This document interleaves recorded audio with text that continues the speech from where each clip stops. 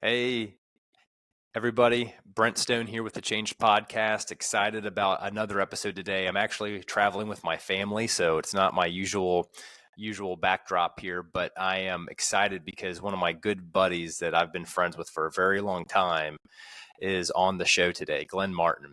How are you doing, Glenn? Well, man, thank you for having me on. Super excited to be on here, and it's been fun to see what you've been doing with the Change podcast. Man, that's awesome. No, I appreciate that. It's really good to have you on, and it's going to be really good for the listeners. You got a really awesome story, so I excited just to let you start. Do you mind just telling everybody what your encounter with Jesus was that really changed your life and got you on the path of what transformed you? And we'll start with that. Yeah, well, absolutely. I'm excited to do that. I'm going to go back a little bit before that because I think it yields to the story a little bit better. So, for those of you that Sure. don't know me, I mean, I grew up in Pennsylvania and grew up in a Christian home. My dad's a pastor. Always went to church. Always was in church Sundays, Sunday evenings, Wednesday nights. We were a church going family, and so for me, the name of God, the name of Jesus, and having a conversion experience was very normal. We had, once a year, we typically have a revival meetings at our church, and I'd see people go forward. They did a little different at our church. We didn't necessarily go forward, but I would see people, you know, acknowledging their, desire to change their life. And so this was just normal for me. And so I had kind of made this decision. I saw a lot of really young people. So there's no right or wrong thing here, but this was just my understanding. But I saw some really young people, 10, 11, 12, which is that wrong? I don't think that it is. But from my perspective, I was like, you are too young. You do not know what you're doing. And so I just kind of made this decision when I was 10, 11, and 12 because I didn't feel called at that time. I was just like, you're an idiot. I will wait till I'm older and then I'll make this decision because you don't know what you're doing. And so I just kind of went rolling on with my life. Well, as I'm getting older, 14, 15, I'm starting to, notice some things and kind of feel like that's probably what it is, but I was just going to push it off because too young. And so um, I'm now 16 years old and I am actually helping my dad on his farm. We were bringing in hay bales one morning, or it was actually one evening. So probably kind of throughout the day we were doing this, and um, he has this. It's a pretty cool loader. It's like a Kubota turn in the middle loader. Well, if you lift it up too high with a load on it, the thing it can tip to the one side pretty bad. Well, we hadn't had this thing that long, and so I'm out cruising around in the field just having fun. Picked up two bales, turned it, and bam, the loader like almost chucked me off because I'm a genius and wasn't wearing my seatbelt, but freaked me out really bad. And so kind of went on throughout the day, but I could just never let go of that feeling. It was just there and wasn't quite sure what it was. And so go to bed and I'm laying in bed and I'm thinking, you know what? What if I had died today? I don't know where I would go. And so it really started to bother me a lot. So I, ended up getting up out of bed, going downstairs, talking to my dad and kind of explaining everything. And basically he's like, I think that's God calling you to make a decision. And so we, kneeled together with my parents and prayed and went through, you know, really John, where it talks about, if you confess your sins, and we kind of went through all those different things. And afterwards, my dad's like, it feels amazing, doesn't it? I was kind of like, yeah, for me, I knew that I had prayed the prayer. I felt zero difference inside. And, but I said, you know what, that was my conversion experience. And the next day, I'm kind of going throughout my day and I don't feel a lot different. And I feel like, they say Satan attacks. And up to that point, I wasn't worried about Satan. I was just living my life. And then I'm kind of like, man, maybe this is Satan trying to not give me peace. And so I'm going to just pray. And so I would pray. And I did that for probably weeks, maybe even months. And finally, you know how if you just kind of nagging feelings, if you don't talk about it or go through it, it just kind of goes away. And nothing really ever changed, but eventually I just kind of didn't think about it anymore, and I just kind of went on with my life, and all good. I thought, like everything was good to go, and so moved on with my life. Years passed, definitely was doing some things that I probably shouldn't have been doing behind the scenes, and stuff that I knew wasn't really right. I was, as long as I could kind of get away with it, it was good to go because I'm a Christian and I'll be good. Well, now fast forward, we're going to move the story really fast forward because I think that's important because some of you listening might have had an experience like that where you grew up in church and you've had an experience and you're kind of like, I'm a Christian. Well, I thought I was a Christian.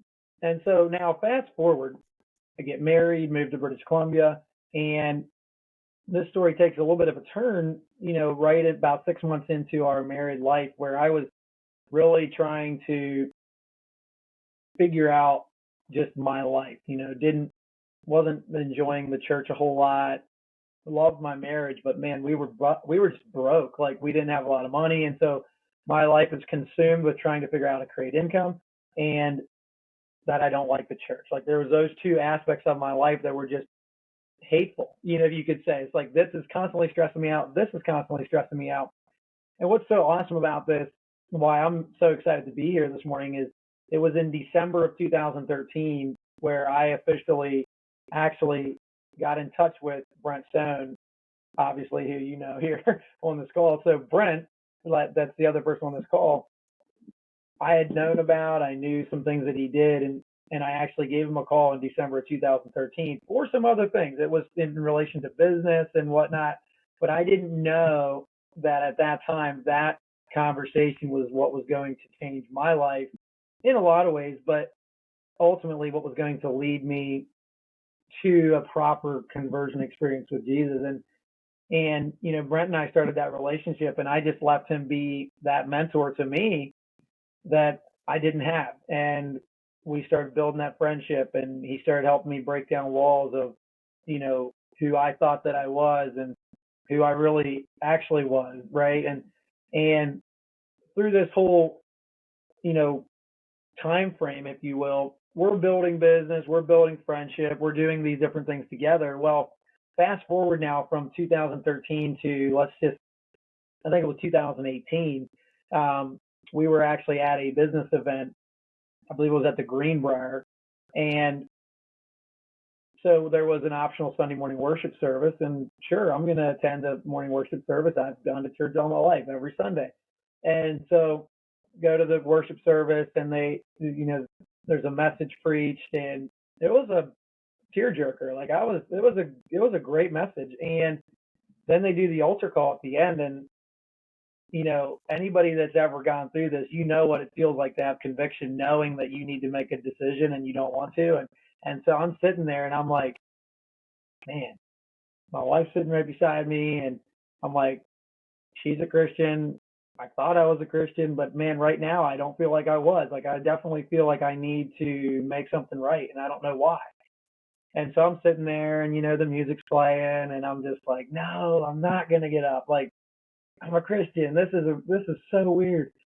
And you know how it keeps playing, and then they're like, yeah, you can keep playing the music a little bit longer, and you're just like, no, stop, And it keeps playing, and sure enough, as the music keeps playing, I just looked over at Carl. I was like, I don't know, I have to go forward. And so I stood up, and it was like that moment, I just started crying like crazy, and I go forward, and there's a bunch of other people up there, but then we had a prayer, and you can kind of feel the peace that comes there, and I never felt that before, and I was like, wow, this is amazing. And then afterwards, one of my friends comes up, and he's like, man, I'm so proud of you, and he's like, can I pray for you? And he laid hands on me and prayed, and I never had that before. I never had anybody lay hands on me, and I was just like, this is amazing. Also weird, but it's amazing. And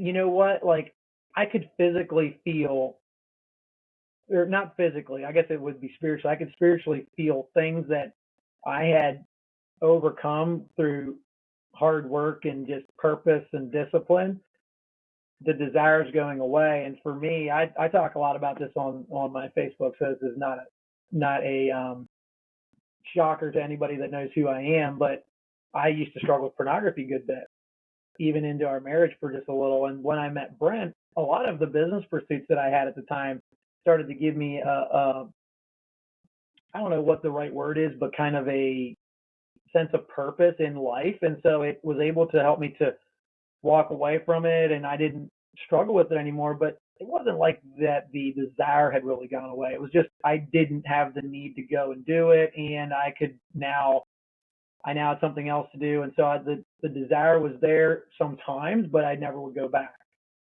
That morning, I remember walking out of that service, walking down that hall in the Greenbrier, and I looked over at Carla and I was like, I can feel that desire to even want to look at something pornographic gone. Like it's not even there. Not that I hadn't been doing it for years. Like we're talking probably 6 years, 7 years at that point. Yeah, I guess it would have been 2013, 2018, 5 years at that point where it's not like I was even, you could say struggling, because people that struggle, it's like they go to and they come. But I felt the desire leave. It's like a smoker. You stop smoking, but you kind of still want to. I don't know what that's like. I've never done it, so I'm probably not saying it the right way. Desire gone. And I was like, that was my conversion experience. Now I knew that I was a Christian, and it was just such a cool thing, having all those years transpire between, when I was like 16 to when I was 26, I think it was 26, 27. So there was basically 11 years transpired where I was a Christian, quote unquote, because I thought that I was, even though from that initial time I kind of knew, I just didn't know how to move past it. Pretty Sure. cool. So you never know what God's going to do. And I would have never thought that would have been the turning point. And I wasn't looking for it, right? Because I didn't know that I actually needed it. So. Well, it's really cool because, I mean, you're a Christian, you prayed the prayer, you're saved, right? But then it's like when a couple years later, you felt this conviction to then, rededicate or really, you didn't really realize what the urge was, but then you went and you were obedient to that call. And then you had some more breakthrough that was like very evident to you, and you could feel it in your spirit. And that's just so powerful. That's so awesome. But and I want you to continue if you're still going through this, but I also am excited for you to kind of share people how you've walked out that change since then, because you've started a ministry really to help men overcome their addiction to pornography. And I was hoping, please talk about that a little bit. And then for anyone watching this, if you want more information from Glen on that, I'll put in the description, I'll put some of the links for Glen's Facebook group and some of his material in that in the bio. So for anyone that's looking for that, but yeah, please continue on, how you've walked out that change, and then continue anything else that I may have just cut you off from. I didn't mean to. I just wanted to make sure I could say that. But how have we walked that out over the years? I mean, 2018 to 2023, almost 2024 now. In the beginning, it was for me a confirmation that, what, this business opportunity that I was a part of, it has changed, has a really big place to help a lot of people that don't realize they need what I experienced that morning. And so for a long time, that was my primary focus, was just running that, was, building kind of I would call it a marketplace ministry of just connecting and growing business for the purpose of them having that same experience at a Sunday morning like that. And so that was what I felt like I should do. That was what I believed was the right thing to kind of live that out. And obviously I've got several businesses, not here to talk about that. So it's not like I've stopped any of that, but it's, I would say it's transitioned quite a lot since that beginning stages. And so I knew, and I remember telling Carla this, that I believe at some point I'm supposed to help men specifically, maybe young men, teenagers, single guys, to break some of these habits or to just understand what it looks like to be a real man. I'm not saying I'm the model of a real man, but that's what my desire was to. Now I hope that I am. I'm striving to be that model of a real man, but you know, that was what my desire was, and I was like, I don't exactly know what that looks like. Is it inside the church? Is it, I don't know. And that was kind of I don't know, but sometime. And you probably, a lot of people I think have those things where it's like sometime I want to do, but you don't see a clear path forward. And so I just kind of held it and just kept doing what I believed that I was supposed to do. And the years kind of progressed and some things in my life changed, job changes, into different sectors, and then going full time into business. And I don't know, God must know that I like business, so he speaks to me at these events, but I was actually at a different style of a business event about a year and a half ago now. That's probably been closer to a year ago. And again, knowing that I want to now do something specifically in regards to pornography. And I had been kind of exploring it for about a year, talking to people. I have a Facebook group that's dedicated just to men. And so I had been kind of exploring it, not really sure where it was going to go, but just trying, to be obedient to what I felt like I should do at the time. And so, grew my Facebook group within like 30, well, actually, I think it was within like 10 days, over 400 people. And I'm like, wow, this is pretty amazing. Obviously, there's something here, but I, again, still didn't really know where to take it, kind of weird. It's like, still don't know where to go with this, but we're going to start doing some just Zoom calls. And so we had some Zoom calls with guys, and we would just kind of talk and we would just share. And that was awesome, but it didn't feel like we were maybe moving the needle forward like I wanted. And about a year ago at this business event, I'm hearing all these people talk about systems and strategies and business opportunities. And for whatever reason, I can't even tell you what was said, but it clicked in my mind, even with everything else that I've got going on with family and business and church and all these commitments. I have time. I just have to do it the right way. And that was in, close to the start of the weekend. And I just started having other conversations with people, and they give me ideas. You should do this, or you should try that, or you should do this, or you should try that. And since then, it's been literally a month later. I felt one morning that I should make a post on Facebook. I made it on my wall, and actually just in my Facebook group actually that morning. Later that day, wouldn't you believe it, I had two people reach out to me that wanted help, and they're like, the one guy said, you know what, this morning I prayed that God would help me. And he said, Facebook of all places, I open it up, I see your message, and I was like, all right, God, here I am. And he reached out, we've been working together, and he's been doing amazing.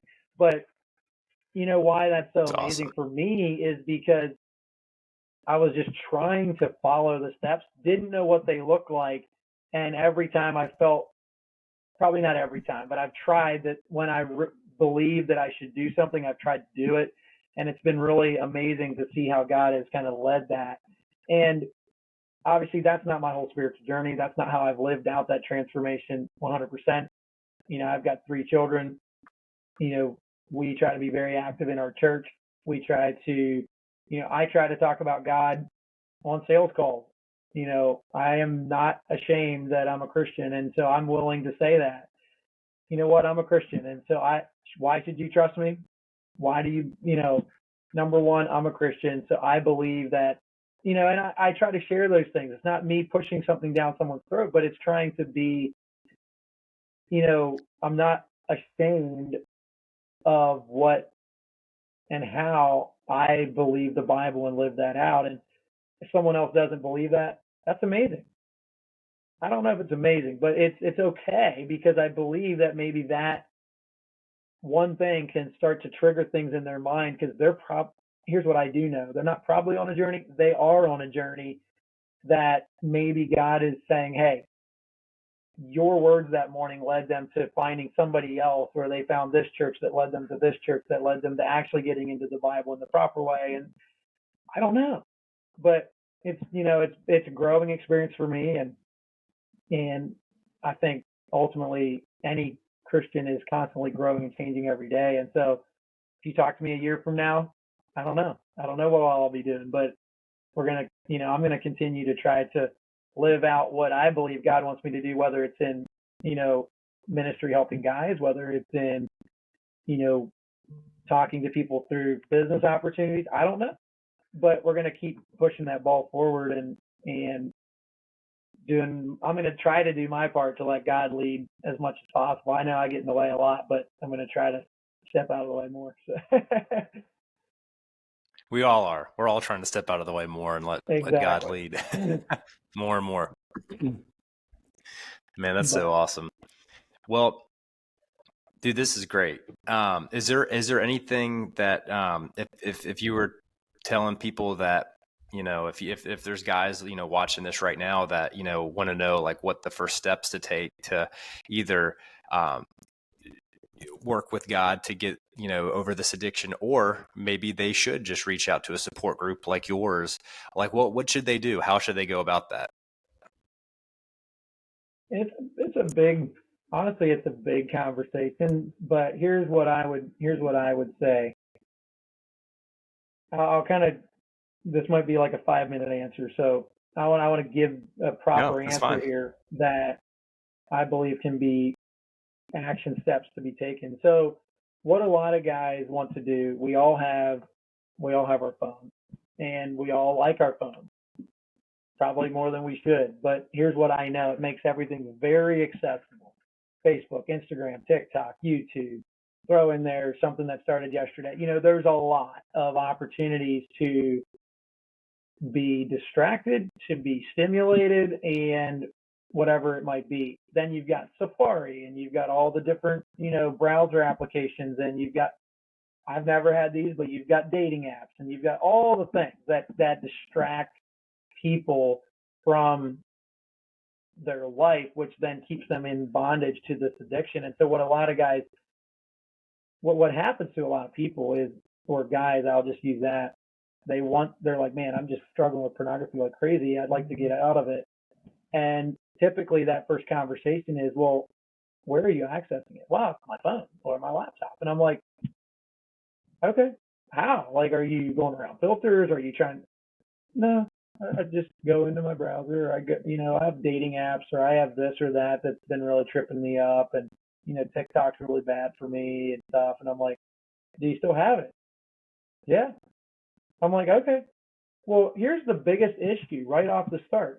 If you're going to try to overcome something, you have to first get rid of it. If you're an alcoholic and you're like, man, I really want to quit alcohol, but I'm not throwing that beer away that's in the fridge because just not going to do it. But I'm definitely not going to drink anymore. I just really like the way the bottles look. Like you're just kind of like, what? Why would you do that? No, if you're serious about it, you're throwing them in the garbage. You're dumping them out. You're telling your wife, don't let me leave the house alone. I don't want to go to the the ABC store. Like, don't let me go these places because I'm serious about this. Like, I have a problem. I might need some more help because this feels bigger than what I can control. But at first, I'm going to at least get rid of it. That's where a lot of guys stumble, is they're like, yeah, well, it's probably just me. Well, it might be you, but at first, delete all your social media apps if you know they're triggering you. Lock down your Safari with someone that can do all these different things, and make sure that you can't access it simply. Like, that's the first step. Like, we're going to cut the supply. If you're going to get out of credit card debt, cut your credit cards up. Like, that's the first, it's that same mentality. Now you have a benchmark to start on. So I would say start there first. The second thing that you need to do is find a mentor or find an accountability partner that's not your wife and is not a close friend. Now, it could be a close friend, but typically it's going to be someone that is a stronger spiritual person in your life. They're not too close to you to be willing to tell you the hard things. Your friends, typically, they're kind of like, man, that's tough. Do better next week. And you're like, I will. And then you don't. And they're like, you need to do better. They're like, I will. You need an accountability partner that actually holds you to the fire. They hold your feet to the fire and really keep you accountable to the decisions that you said you made. And if you're like, man, I slipped up, they're like, how? Well, I bought another phone. I found an old phone that I had. Give me the phone. Right. Like, we're not trying, that's the simple stuff. Now, some of you are like, man, I've done that, but I can't, like, I feel like I just can't get over it. There's a lot of scientific things when it comes to the way your brain responds and some of these different aspects that you might literally need help walking through. And that's what a lot of the things that I do with guys is help them walk through and understand some of those things and start to deal with the emotions and what's going on underneath, which drives a lot of this. But in the beginning, please cut your access and get an accountability partner or a mentor that can help you. And then if you're like, dude, I don't care what this is, I'm going to seek somebody out, then find somebody that can help you with the mental games and the scientific aspect to it so you can walk it out in freedom, you understand it, and now you break this. And if you're a husband, you need to do it today. And if you're a father, you need to do it right now. If you're a single person, you need to do it right now. Like, stop dragging this into your life because it's going to hurt your marriage. It will hurt your kids. And if you're single, it will hurt your future relationships if it's not already doing so. It's that important. And I really believe it's that important.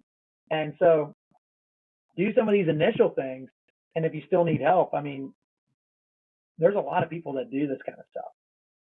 And I'm obviously very passionate about it because I know what can happen on the other side of it. But Sure. please do those first two things. You will be amazed at what that does for you.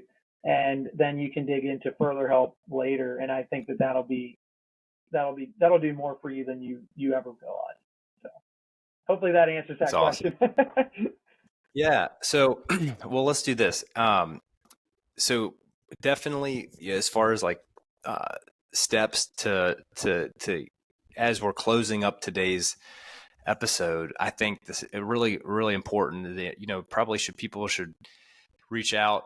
Maybe Glenn can pray with you, so he could just, help you get on that journey. And we'll have some contact information for Glenn or other, resources that he suggests, but I know his are really good. And I know he's had success stories from many, many men getting over this. So it's really awesome. But hey, Glenn, thank you so much for being on here today. Thank you all for tuning in and watching this. And we will hopefully retain your viewership and your listenership. Please subscribe for more incredible testimonies like Glenn's here today. We'll love you all and hope everyone has an awesome rest of your day. Thanks, Glenn, for being on today.